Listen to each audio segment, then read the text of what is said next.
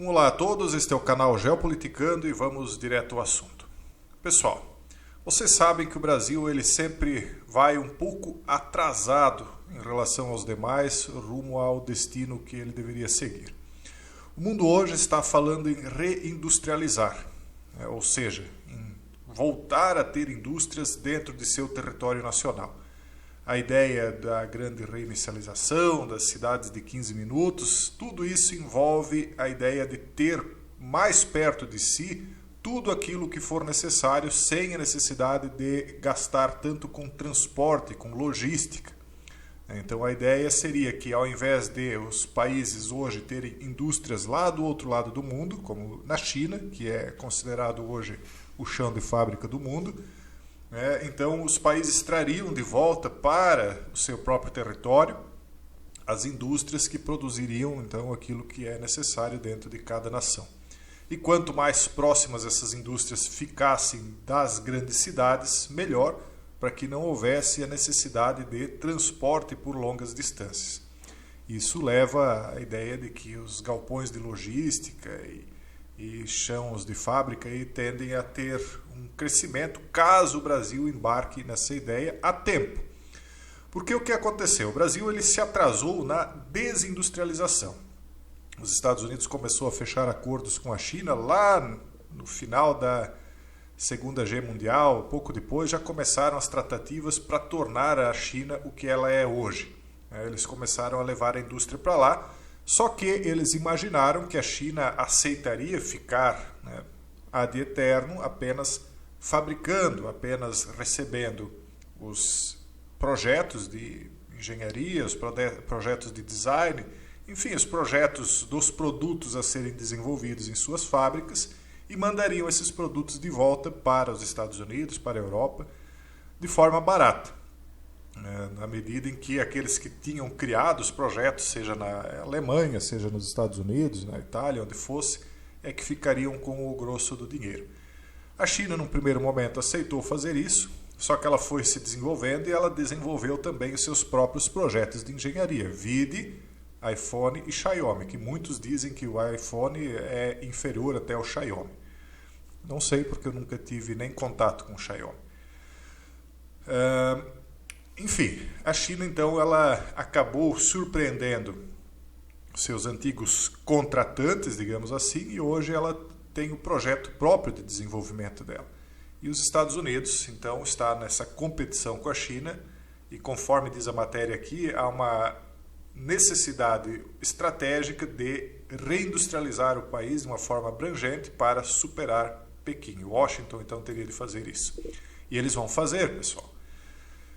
Há 20 anos atrás, um pouco mais do que isso, eu lembro quando as indústrias nacionais, as indústrias aqui de Santa Catarina começaram a fechar. Simplesmente eles começaram a demitir. Aqui em Blumenau mesmo houve uma grande quebra da indústria de tecido na época, de roupas, de uma maneira geral. Cama, mesa e banho, vestuário, etc.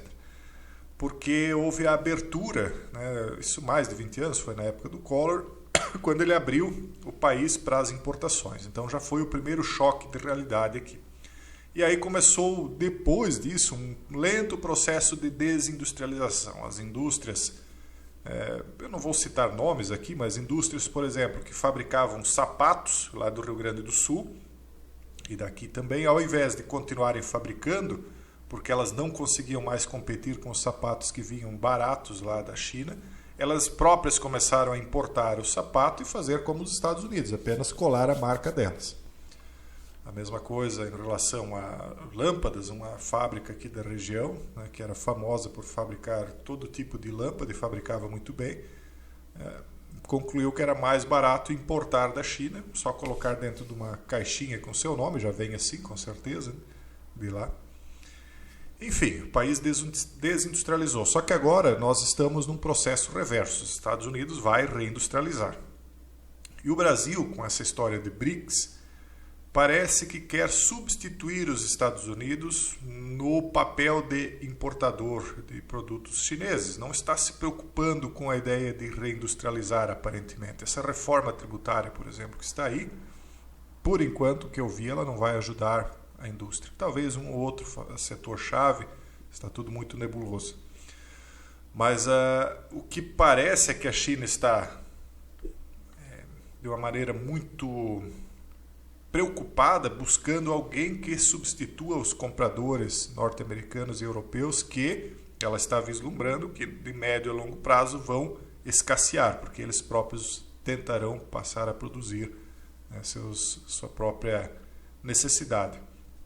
Utilizando a quarta revolução industrial, as máquinas estão cada vez mais tocadas por inteligência artificial e robôs, e os imigrantes, né?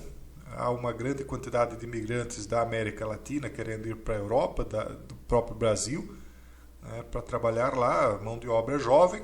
O Brasil está envelhecendo e não está enriquecendo, e não está se preocupando em reindustrializar, porque agora é o momento na verdade já está passando o momento de começar. Quem sabe daqui a 10 anos o Brasil vai perceber, poxa, perdi o bonde da história de novo. Essa matéria aqui, nós vamos tentar acelerar, porque senão o vídeo vai ficar muito longo, ela vai falar sobre a necessidade de Washington reindustrializar. Só que ela serve, que Washington percebe de reindustrializar os Estados Unidos. Só que ela serve para nós também. Então eles dizem o seguinte: à medida que Pequim se tornou o principal desafio para Washington no século XXI, a liderança chinesa deixou claro que pretende substituir os Estados Unidos como superpotência tecnológica e econômica mundial. E se os Estados Unidos não fizer nada, ela vai substituir. Esta forma de competição não tem precedentes históricos. A China tem uma economia muito maior e mais avançada tecnologicamente do que a União Soviética no seu auge. E, em contraste com a sua antecessora soviética, está profundamente integrada na economia global.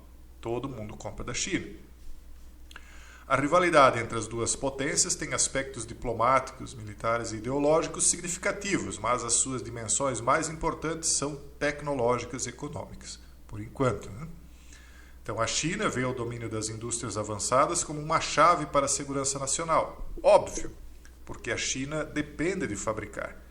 Se ela não fabricar, se ela não vender, ela vai viver do quê? Como é que ela vai sustentar a riqueza que ela criou? As pessoas lá vão precisar se alimentar. A China não tem uma área de plantio tão boa, e as pessoas já, em grande parte, abandonaram também a agricultura, né? Então ela não é autônoma em tudo.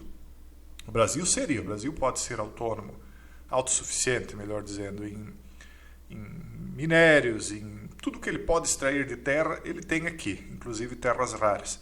Em alimentação, industrialização, tudo. Nós poderíamos ser autossuficientes em tudo. Só que nós temos uma grande praga aqui, né, que assola o nosso desenvolvimento e que não pode nem ser citada, né, hoje em dia.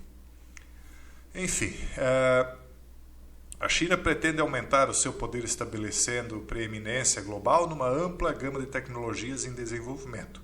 Muitos deles, como a biotecnologia, a inteligência artificial e a indústria aeroespacial, são os atuais pontos fortes dos Estados Unidos.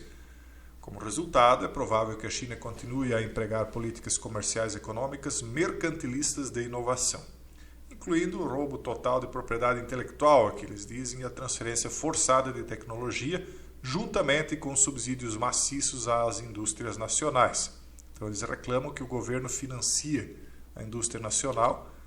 Mas, por exemplo, eu vejo a Tesla, né, do Elon Musk.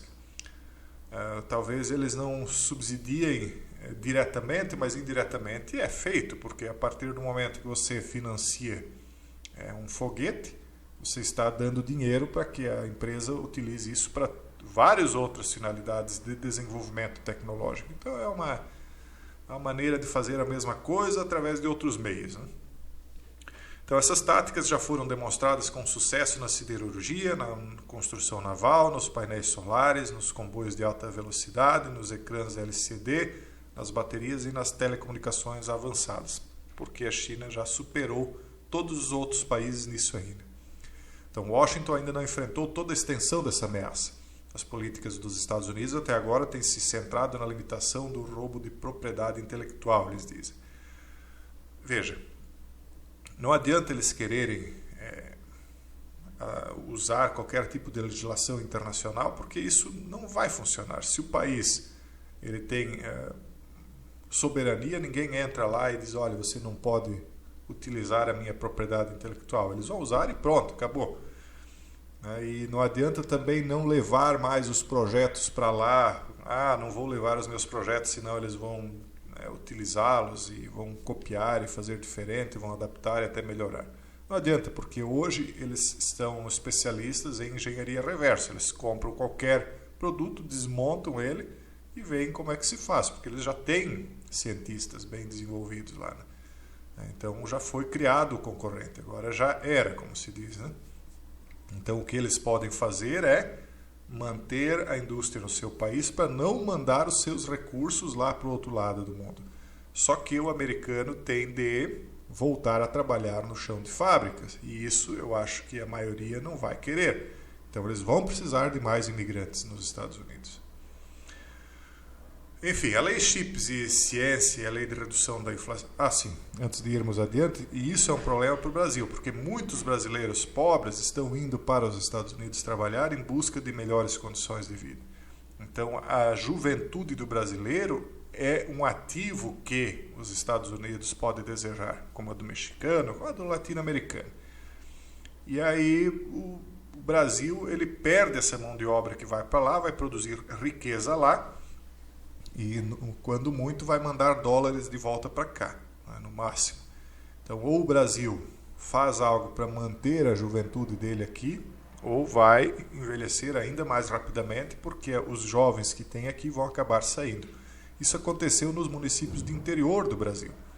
Os municípios do interior não desenvolveram lazer, não desenvolveram locais de trabalho para os jovens, só pensaram em desenvolver saúde, agricultura. Saúde é coisa que o idoso se preocupa. O jovem não pensa em saúde, ele tem saúde já. Então se preocuparam muito com o idoso no interior e os idosos ficaram sozinhos, porque os jovens viram, bom, aqui ninguém pensa em mim, então eu vou embora para um município que pense, que me dê oportunidades. E aí os idosos pensaram demais neles próprios, esqueceram dos filhos e netos e ficaram abandonados no interior. E isso pode acontecer com o Brasil. Os idosos daqui vão se preocupar muito, eu já estou estabilizado, não tenho que industrializar nada, não precisa disso. E aí quando vê, os seus filhos e netos estão em outro país. Isso é uma realidade, o mundo hoje é diferente do que era 20 anos atrás. Hoje todo mundo está bem informado e embarca num navio, num avião e tchau. Enfim, a lei CHIPS e ciência e a lei de redução da inflação, aprovadas pelo Congresso no ano passado, prometem apoiar a produção nacional de semicondutores e de tecnologia limpa, mas não conseguem oferecer uma abordagem abrangente para vencer a corrida tecnológica.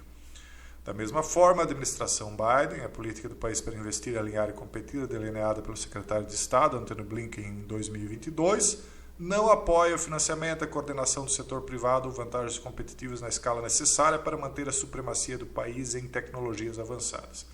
O que eles estão dizendo aqui é que as medidas que o governo já tomou são insuficientes para se manter em primeiro lugar. Ou eles investem mais, ou a China vai superá-los. Então, o que eles estão dizendo aqui é que eles têm de colocar dinheiro, eles têm de investir. Vão investir mais em tecnologia e vão ter que investir mais em treinamento da mão de obra que vai trabalhar com essa tecnologia, aquela que for qualificada, que ela vai ter de ser cada vez mais qualificada, porque vão sobrar poucos na indústria, porque a mão de obra vai ser robótica, vai ser por inteligência artificial em grande parte.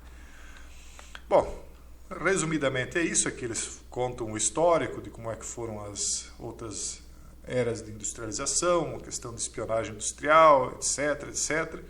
E, resumidamente, o que eu queria dizer para vocês é: ou o Brasil começa agora, mas já, a investir em reindustrialização, ou vai ficar para trás novamente. E nós estamos cada vez mais empobrecidos, nos tornando meramente fornecedores de commodities.